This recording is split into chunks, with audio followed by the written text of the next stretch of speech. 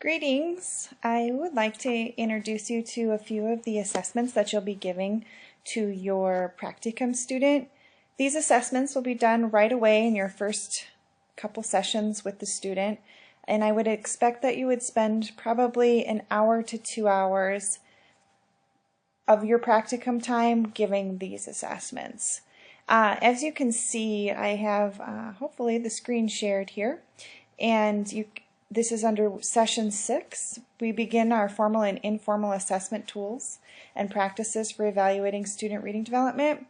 And what you'll be looking at are a few integrity sessions and listening to a website on how to score miscue and do miscue analysis. So those 2 YouTube videos are placed there to help you with that understanding. And then down here at the bottom you have 4 different assessments that you can begin giving your students. During week 7 you're going to be learning how to use the QRI, which is one of the textbooks you have for this course. The QRI goes in depth and also provides you with a DVD and video examples of how to administer that, so I won't be including that specific instruction in this integrity session. So the first 2 assessments you're going to be administering your student really depend on the age of your student and the needs. So hearing and recording sounds and concepts of print are very emergent level skills that you would be assessing students. So if you're looking at between kindergarten and 2nd grade, these 2 assessments are probably likely for you to give your student that you're spending your practicum time with. However, if your student is 3rd grade and above, it doesn't necessarily mean they won't need it, but you might not have to give it because their skill set is much beyond that. If you want to practice giving the assessment with them, and that's great. However, you're welcome to practice it with an adult of your choosing, or anyone really, just to get an idea of what those 2 assessments are like. Hearing and recording sounds, the administration directions are on the link right here that I've provided, and this is adapted from Mari Clay's observation survey, as well as Concepts of Print is too. So they are not directly from the observation survey, but they are adapted with the idea that we are listening. Hearing and recording is used to listen to how students, or to see how students can hear sounds and then produce them in written work. And then Concepts of Print is, again, that emergent skill of how does a student handle a book, turning pages left to right, reading left to right, what periods, commas, all of those things are for. So again, 2 very emergent level assessments, and you're again welcome to give them to your student even if they are above the emergent stages, just for practice, or try practicing with someone else that you know that wouldn't mind doing that with you. So the next 2 assessments are, well, the 3rd one, I should say, also has an article to go along with it, as well as administration instructions. And this is really what we call a word spree, where you're going to have the student for 10 minutes write down as many words as they can think of. It's really unconventional in a sense and can make students a little uncomfortable because they don't quite understand why you're asking them to write everything down. So just encourage them, use the prompts that are in the administration instructions to get them thinking about more words, and also try to do it in an area that doesn't have a lot of text around the student, so they're not pulling off the wall some scientific word that I wouldn't know how to spell either. So just be cautious of that when you're administering this assessment. The idea behind the Word Writing Cafe, though, or the word spree, is to really get an idea of what the student has in their known vocabulary of written words. So you do look at spelling in this, and you also look at syllable count, but the bigger picture here is to see what do they have under control, what do they know, and then hopefully guiding them to where you can build more written vocabulary for them. So, and then the final one that you'll be administering prior to the QRI, and There's also a writing one, but we'll go over that in a minute. But this is the Words Their Way spelling assessment. And this is a spelling test for the most part. You're going to be given them 25 to 32 words depending on the list you choose. We have primary, elementary, and upper. So depending on their grade level and where you think they currently can handle, you can choose any one of those lists. And I pulled up the primary list, and I'll bring that up here. As you can see, the directions right here and kind of overall is the primary spelling inventory is used in kindergarten through 3rd grade. The 26 words are ordered by difficulty to sample features of letter, name, alphabetic to within word pattern stages. So this set of words is going to give you an idea of where they might fall within those different spelling stages. You're going to call out enough words so that you have at least 5 or 6 misspelled words to analyze. So the big part of this is to get information to analyze, not to see whether they spelled it right or wrong per se, but more so analyzing what are they doing and where's the next step to take them. So you may find that you're going to only call the first 5 words if you're using a younger student, and that's okay. Hopefully you'll find information within that. And then in the later stages, you're going to call out at least 15 words so that you can sample some of the digraphs and blends that are used within those words.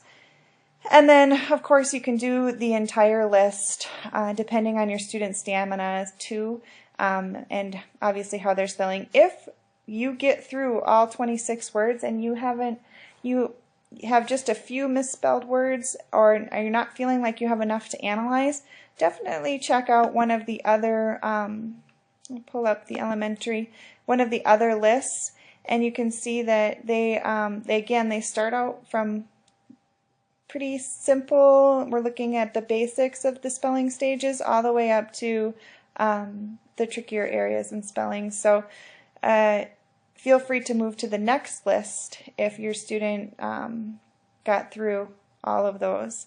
If you get to the upper list and they've spelt them all correctly, and that's great. However, I'd be surprised, but then you obviously know your student has spelling under control, so that's good. But the upper spelling list is definitely a much trickier.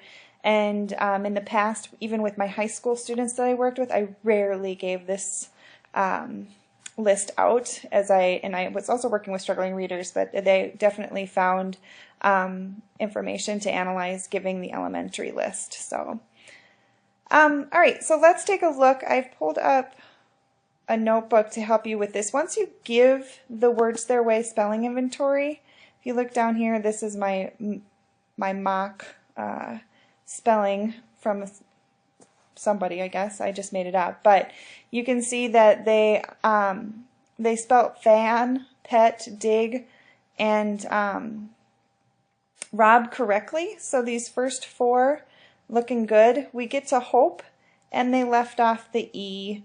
Wait, left out the I, but spelled gum correctly. Sled, I think was the word, and they spelled that correctly too. So when you're looking at, I'll go back to here, you have an analysis page.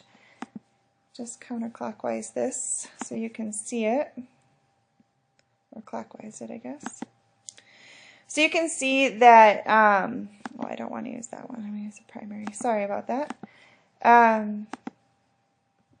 You can see that each list has a page for you to analyze. It's called a feature guide, and it follows the Words Their Way spelling stages. So with what we've been talking about in class with the 3 stages, this is really taking those stages and breaking them down even further, and follows what Words Their Way has created as their spelling stages. So the final page on here is something you don't need to use. However, if you were a classroom teacher and you're trying to analyze your entire class, it's a chart for your whole class. So really you don't need to worry about those last 2 pages. This page, though, is the one that you're going to really focus your time on, because it's going to help you analyze all of those words that your student has spelled. So it isn't as clear on my screen here, but I want to show you that as I look at fan, I'll put my pointer here.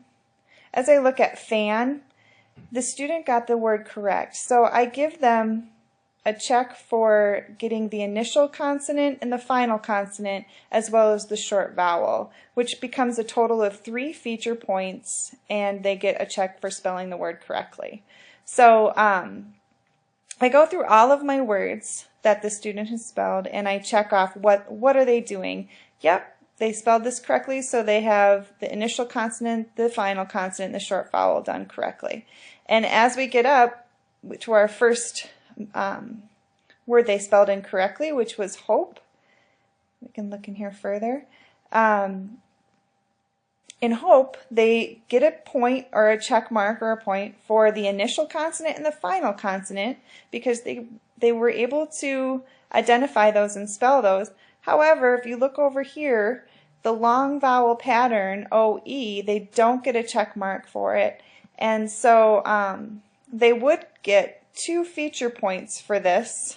I'll mark that there. I didn't mark them all just because of it's hard to mark on here, but so you can see they would still get 2 feature points here, but they don't get a check mark for spelling it correctly.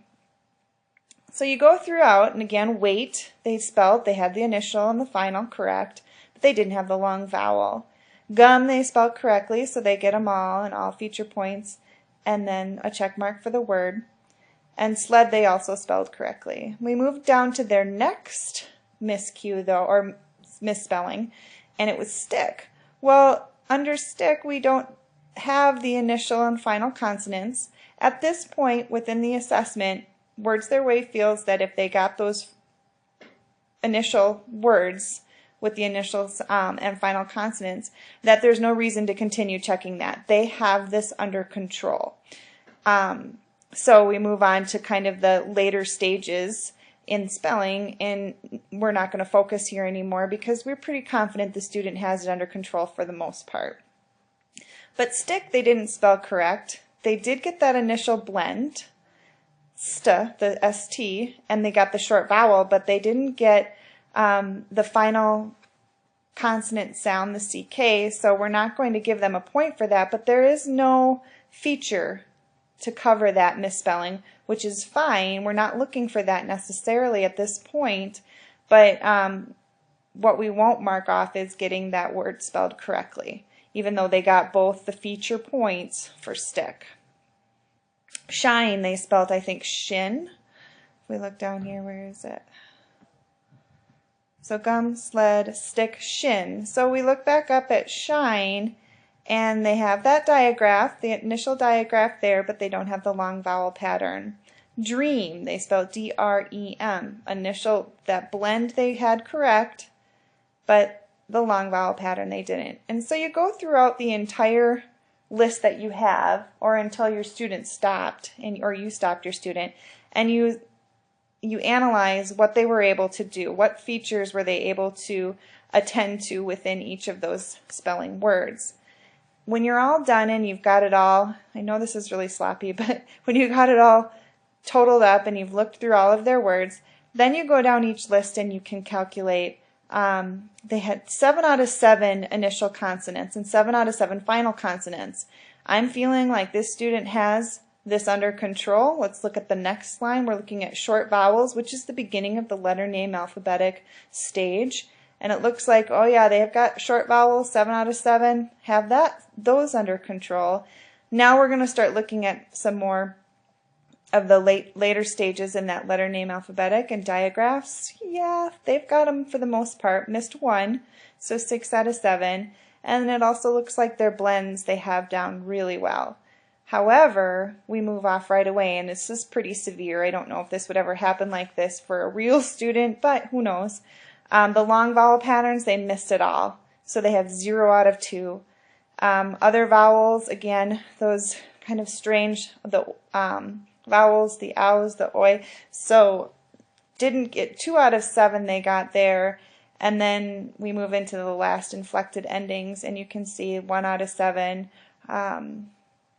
So really we can see that the student broke down at this stage right here in long vowel patterns. This tells me right off the bat what they have under control, and that now I need to start working on exposing that student to more long vowel patterns and working with them, and then moving up through the stages. So that is how you give words their way spelling inventory. A brief example there for you. And the final one that you're going to be administering is just a 10-minute writing prompt. I don't have it up here right now, but maybe I could do it as we're speaking.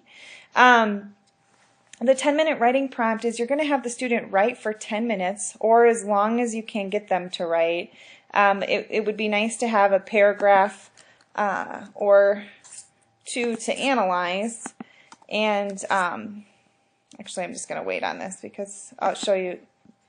It'll have more instructions that will follow with it. So the instructions will be on there. You're going to give them a 10-minute writing prompt, a prompt of their choice, getting to know the students so that they could write about something that they're interested in, hockey camp, their art class, their friends, a family vacation, whatever you want to have them write on for 10 minutes, but you want a solid theme of some sort that they can kind of surround. So if they're going to write about their summer, that it's around a hockey camp or a summer vacation or something like that, not something so broad.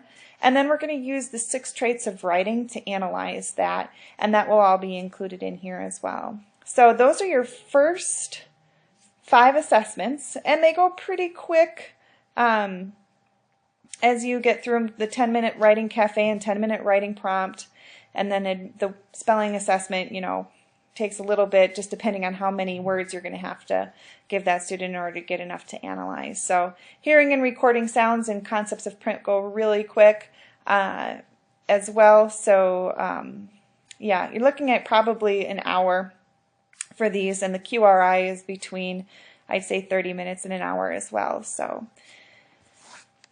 that's week 6 or session 6 and the beginnings of our formal and informal assessment tools. Of course, if you have questions, feel free to email me. Thank you.